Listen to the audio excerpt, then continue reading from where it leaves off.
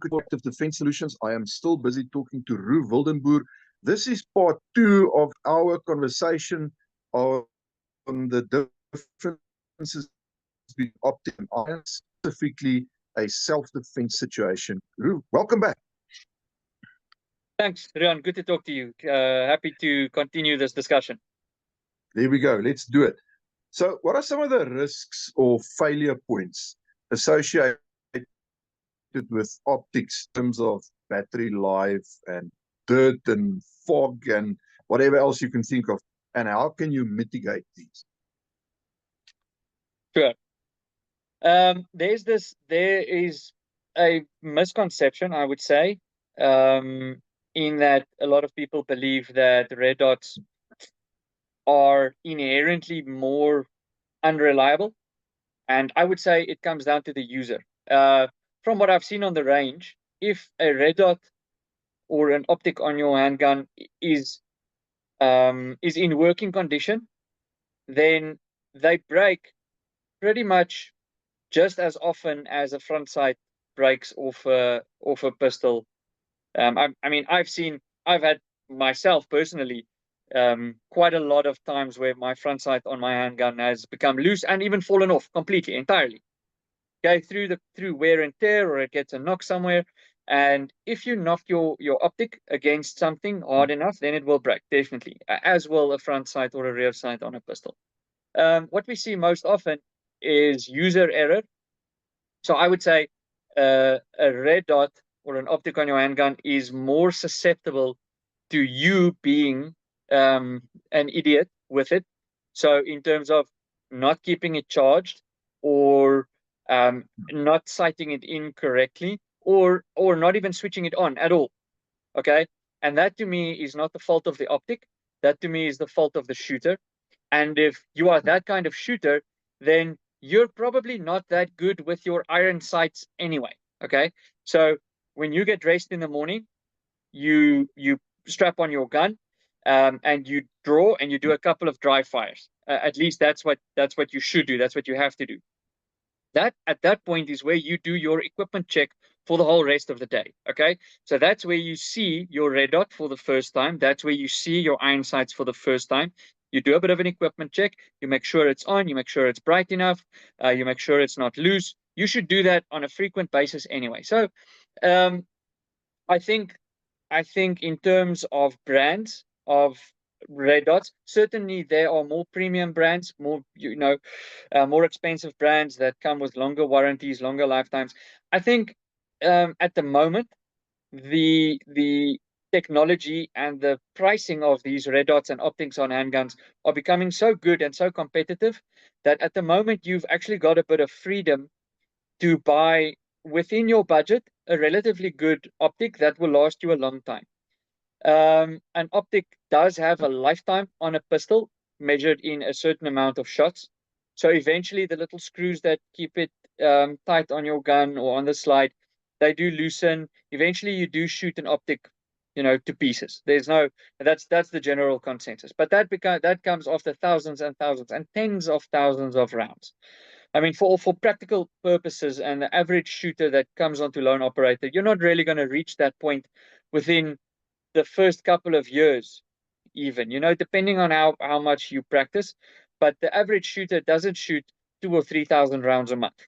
If you're in that region, then yes, I mean, you are going to replace an optic once a year, once every 2 years. But that's certainly not, I think, a realistic range for the average shooter who just want to be good with their gun. And in the way that ammunition prices are going up, and the way that the average shooter who just wants to be good with their gun, the average amount of time they spend on the range, you're not going to reach that level. So certainly I think the reliability argument is more up to the shooter than it is really the dot or the iron sights. The kit itself. Yes. So concealment. How do optics impact carry guns in terms of bulk and holster selections, for day-to-day practicality? I think nowadays there's a range of different dots that you can put on. Certainly you have to have a holster that can accommodate the red dot. Okay, so That does influence the type of holster that you get, but not necessarily in how comfortable it carries or conceals. I think unless you have a very big optic or a bulky optic that makes it heavier, and there are bigger optics that I probably wouldn't put on a self-defense concealment carry gun. In terms of that, I don't really see much impact on concealment or carrying. I think the thing that most people, there's other accessories that impact the concealment more. Like a too big a weapon-mounted light or a massively extended magazine. I think those things, for the largest part, I think the red dots are small enough to not really matter in terms of that. But you do have to have a holster that can accommodate the Sure. dot, definitely. Okay.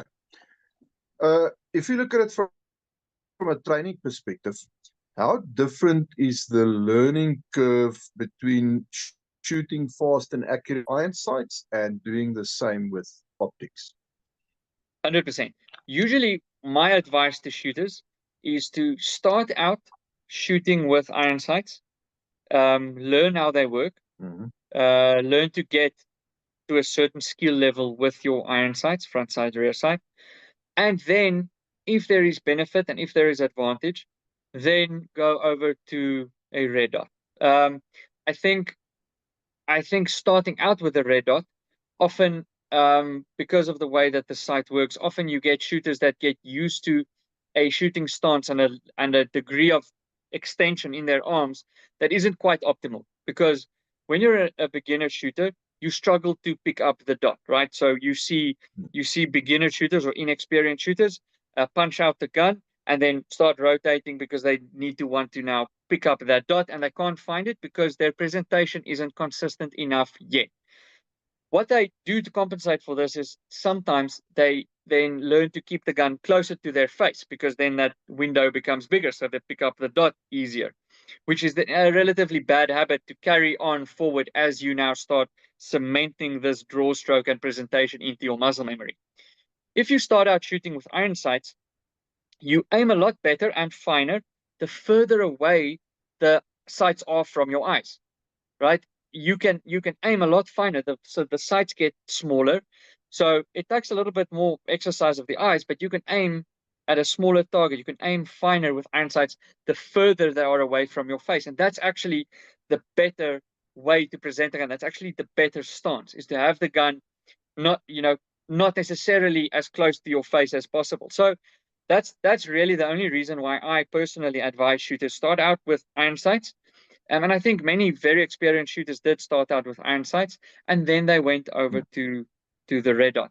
I think ultimately, if you find yourself, or if your target is to be a competent shooter, you should know how to work both sighting systems. Okay, if your presentation is good with the iron sights, you should pick up the red dot immediately as well, going to a red dot gun. If your presentation is good on a gun with a red dot, then you should have no trouble picking up the iron sights again, moving back to a different platform.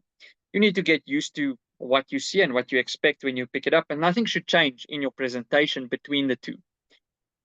So yeah, no, the learning curve, I would say, if you go directly to a dot, is perhaps a little bit more challenging. You need to learn to run that dot perhaps a little bit longer and spend a little bit more time on it than iron sights. That's my opinion, definitely. Okay, so basically, that is the next question that I had in mind. As far as a defensive situation goes,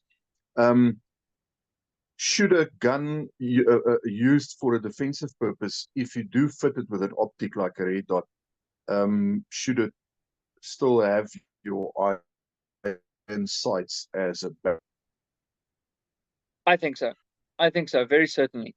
I think there's always the chance that, say for instance, something happened to your red dot, it got a knock, or for some reason the battery runs out or whatever. It's always good to have a set of backup iron sights. Definitely, it creates a bit of redundancy in say for instance your front sight falls off. I mean, if you have an optic on your gun, it's always going to be the primary sight. So if it goes down, it's always good to have backup iron sights. So you get iron sights that you buy that are specifically designed with the purpose of standing up a little bit higher on the slide, so that you can actually, you call it co-witnessing.